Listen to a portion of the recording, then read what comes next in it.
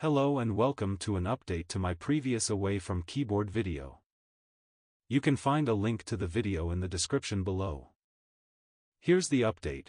By changing the tires in your max vehicle setting profile, you can achieve sub 1 minute laps and finish each race in less than 30 minutes.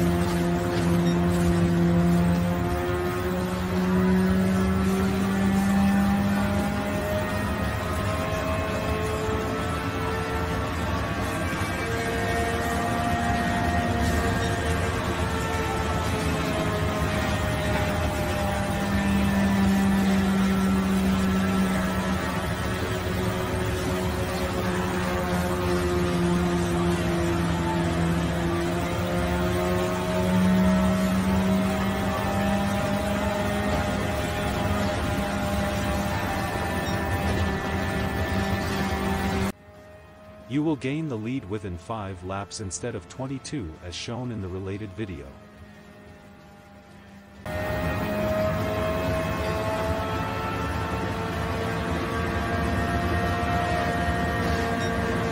Also, remember that you need to be at collector level 50 and have also completed the Daytona experience with all golds to get the maximum payout for this track.